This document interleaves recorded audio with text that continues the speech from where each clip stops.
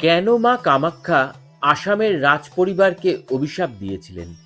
কি এমন হয়েছিল ওই দিন যার জন্য রাজার বা রাজপরিবারের প্রবেশ ওই মন্দিরে নিষিদ্ধ হয়ে গিয়েছিল?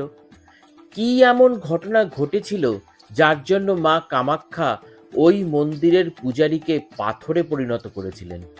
কি রহস্য মা কামাখ্যার রজস্বলা হওয়ার? কেন জুন মাসের শেষে প্রত্যেক বছর আমরা সেখানে অম্বুবাচী পালন করি? তাই আজ আমি তোমাদের সামনে মা কামাখ্যার এমন রহস্য নিয়ে এসেছি যা তোমাদের আশ্চর্য তো করবেই, সেই সঙ্গে এক অপার ভক্তি ভাবও নিয়ে আসবে। তাই পুরো ভিডিওটা দেখার অনুরোধ রইল। বেশ কয়েকশো বছর আগের ঘটনা। কামাখ্যায় আসামের গুয়াহাটির উপর যে রাজার রাজত্ব ছিল তার নাম ছিল কুচবিহার রাজা। রাজা এবং মন্দিরের প্রধান পুরোহিত যার নাম কিন্দুকলাই, এদের মধ্যে ছিল ঘনিষ্ঠ মিত্রতা। কিন্দুকলাই মা কামাখ্যার খুব বড় উপাসক ছিলেন। মনে করা হতো যদি উনি মার কাছ থেকে কিছু চাইতেন তাহলে মা তাকে দিতেই হতো। একবার কিন্দুকলাইয়ের কাছে এক মহিলা এলেন তার মৃত বাচ্চাকে নিয়ে। মৃত বাচ্চার মা বারবার পুরোহিত মশাইকে বলতে লাগলেন, হে ব্রাহ্মণ শ্রেষ্ঠ, আপনি যে করেই হোক আমার সন্তানকে জীবিত করে দিন। কিন্তু পুরোহিত মশাই বারবার বলতে লাগলেন, দেখুন, জীবন মৃত্যু আমার হাতে নেই, এটা তো স্বয়ং মায়ের দ্বারাই সম্ভব। এবার ওই মহিলা বললেন, আমার আপনার ভক্তির উপর অপার বিশ্বাস আর শ্রদ্ধা আছে। যদি আপনি একবার মার কাছে প্রার্থনা করেন তাহলে মা নিশ্চয়ই আপনার কথা শুনবেন। তখন পুরোহিত কিন্দুকলাই বললেন, ঠিক আছে, আমি মার সাথে কথা বলবো, তার কাছে প্রার্থনা করব যাতে সে আপনার সন্তানের প্রাণ ফিরিয়ে দেন। তখন ওই বাচ্চার মৃতদেহ তুলে গর্ভগৃহে নিয়ে যাওয়া হলো। কিন্তু এখানে তোমাদের মা কামাখ্যার গর্ভগৃহ সম্পর্কে কিছু বলতে হবে। মা কামাখ্যার যে গর্ভগৃহ আছে সেখানে কোনো মূর্তি নেই। এই কথা প্রচলিত আছে যে মা সতীর যোনি এখানে পড়েছিল। যখন মহাদেব মা সতীর দেহকে নিয়ে পুরো বিশ্ব ভ্রমণ করছিলেন এবং তাণ্ডব নৃত্যের দ্বারা পুরো পৃথিবীকে ধ্বংসের মুখে ঠেলে দিয়েছিলেন, তখন শ্রীহরি বিষ্ণু তার সুদর্শন চক্র দিয়ে দেবী সতীর 51টি টুকরো করেছিলেন। আর ওই 51টি টুকরো যেখানে যেখানে পড়েছিল সেই সব স্থানেই স্থাপিত হয়েছিল 51টি শক্তিপীঠ। কিন্তু গুরুত্বপূর্ণ কথা হলো, এই যোনি যখন কামাখ্যাতে স্থাপিত হলো, আজকের তারিখেও মায়ের গর্ভগৃহ থেকে আজও মার যোনি থেকে ক্রমাগত জল নির্গত হচ্ছে। আসলে যোনির যে ভাগ রয়েছে তা সর্বদা জল দিয়ে ভরা থাকে। তো এই যে জল, তা মায়ের প্রসাদ বলেই বিবেচিত। জুন মাসের শেষে যখন মা রজস্বলা হন, তার অর্থ কি?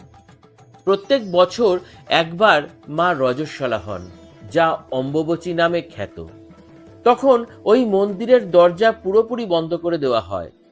কিন্তু অত্যন্ত রহস্যময় কথা হলো, মন্দিরের দরজা বন্ধ হওয়ার পূর্বে যে পাষাণ শিলা রয়েছে তার উপর একটি সাদা বস্ত্র ঢেকে দেওয়া হয়।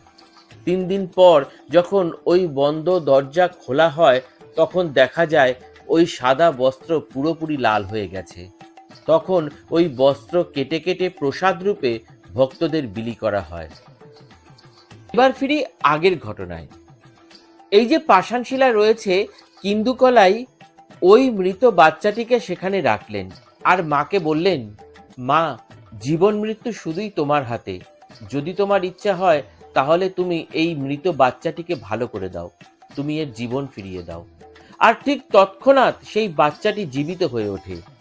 এই কথা দূর দূরান্ত পর্যন্ত পৌঁছাতে শুরু করে।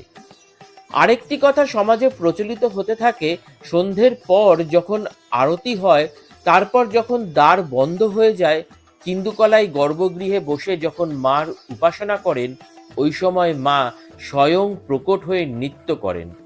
লোকমুখে প্রচলিত এই নৃত্য ছিল উলঙ্গ নৃত্য, অর্থাৎ মায়ের শরীরে কোনো বস্ত্র থাকতো না, আর মা সেই অবস্থায় অসাধারণ নৃত্য করতেন। তো এই ঘটনার কথা যখন রাজার কানে যায়, তখন রাজা কিন্দুকলাইকে অনুরোধ করেন দেখুন, আপনি আমার পরম মিত্র, তাই আপনার কাছে আমার বিনীত অনুরোধ, আপনি শুধু একবার মাকে দর্শন করতে দিন। আমি আপনার কাছে চিরকৃতজ্ঞ থাকব। কিন্দুকালাই বললেন, দেখুন রাজামশাই, সব কথাই ঠিক, কিন্তু আমি শুধু আপনাকে এটুকুই বলতে পারি, এটি সম্ভব নয়। কারণ আমি যখন স্বয়ং মায়ের উপাসনা করি, তখন আমি চোখের উপর পট্টি বেঁধে উপাসনা করি। আমি কখনো মাকে দেখিইনি, বলা যায় আমার নিজেরই দর্শন হয়নি। এরপর সন্ধ্যা নামে, রাত হয়, আর যখনই কিন্দুকলাই মার স্তুতি করতে শুরু করেন, মা প্রকট হন। কিন্তু অন্তর্যামী মা বুঝতে পারেন তার সাথে ছলনা করা হয়েছে। উনি যখনই দেখলেন ছিদ্র থেকে রাজা তাকে দেখছে, তখন মা প্রথমেই যেটা করলেন তা হলো মন্দিরের পুরোহিত কিন্দুকলাইকে পাথরের মূর্তিতে পরিণত করলেন। এরপর মা সরাসরি রাজাকে অভিশাপ দিলেন, যদি তুই বা তোর বংশের কেউ এই মন্দিরের আশপাশ দিয়েও যাস, তাহলে আমি তোর বংশের সর্বনাশ করে দেব, তোর বংশ নির্বংশ হবে।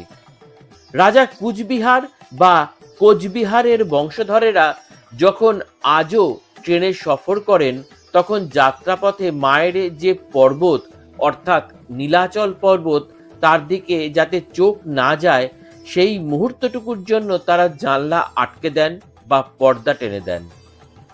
আজ যাকে আমরা গুয়াহাটি নামে চিনি বা জানি, ওই শহরকে পৌরাণিক সময় কামরূপ কামাখ্যা বলা হতো।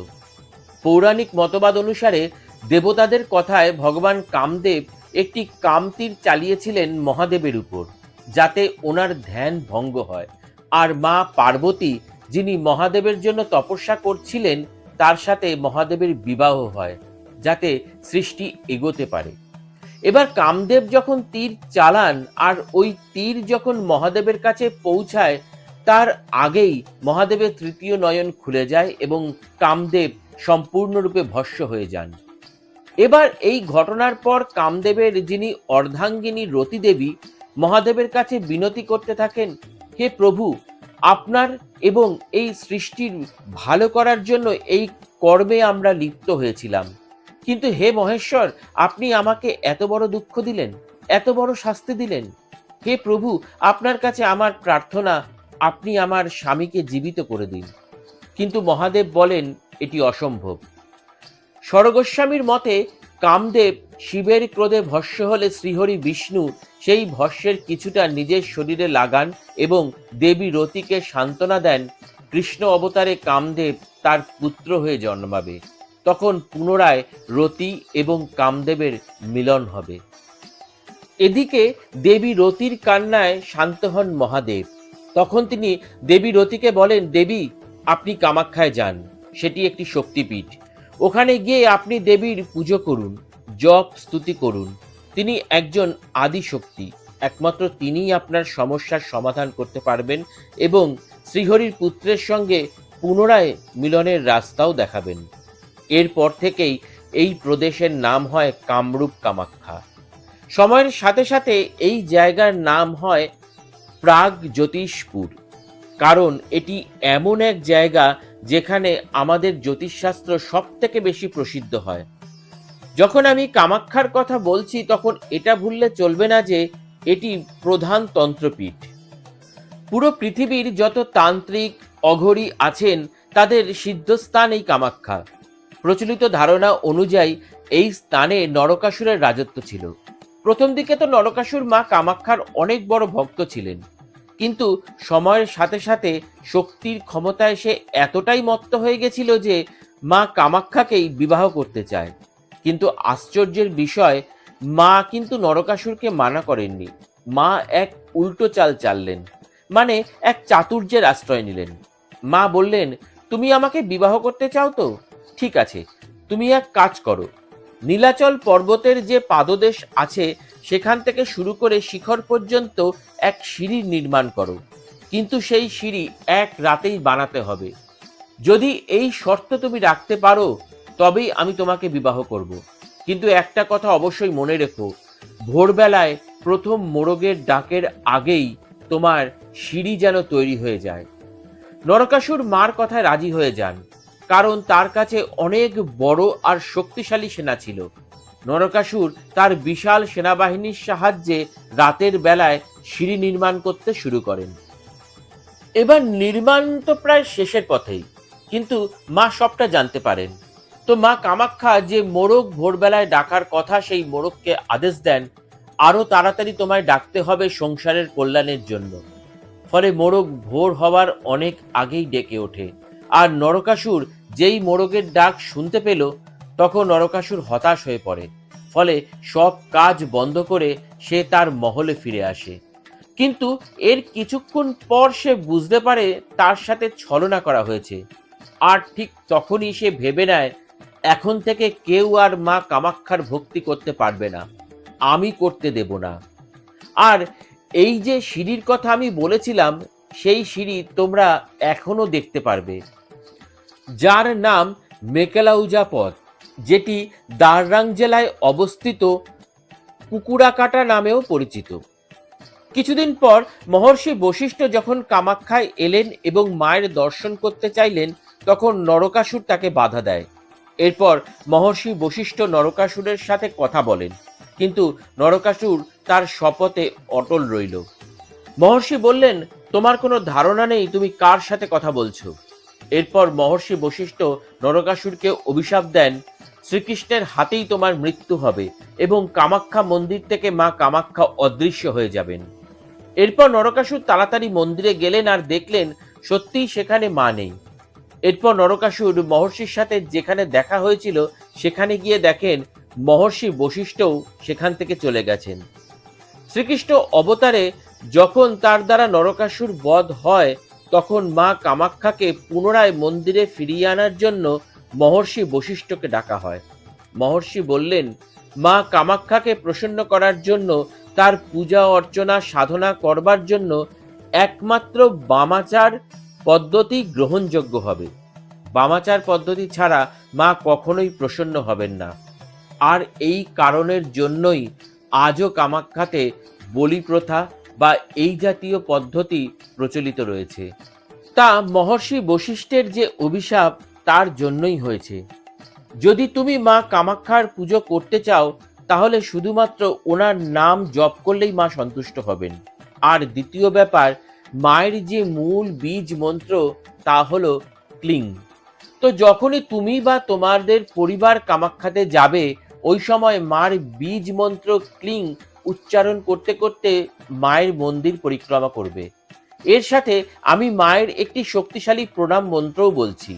প্রণাম মন্ত্রটি হলো, কামনাং দেহিমে নিত্যং কামেশ্বরী নমস্তুতে, কামদে কামরূপস্তে শুভগে সুর সেবিতে, করমি দর্শনং দেব্যা সর্ব কামার্থ সিদ্ধয়ে। তো বন্ধুরা, এই হলো মা কামাখ্যা মন্দির এবং মা কামাখ্যার ইতিহাস। যদি ভিডিওটি তোমাদের ভালো লাগে তাহলে অবশ্যই লাইক, শেয়ার আর সাবস্ক্রাইব করে আমার পাশে থেকো। কারণ এই জাতীয় ভিডিও তৈরি করতে প্রচুর পড়াশোনা আর রিসার্চ করতে হয়। তাই তোমরা যদি পাশে থাকো এবং তোমাদের আত্মীয় আর বন্ধুদের সাথে এই ভিডিওগুলি শেয়ার করো, তাহলে খুব উপকার হয়। আর পাশের বেল আইকনটা প্রেস করে অল বটনটা ক্লিক করে দিলেই এই জাতীয় অজানা ভিডিওগুলি সবার আগে তোমাদের কাছে পৌঁছে যাবে। আজ এই পর্যন্তই। প্রণাম।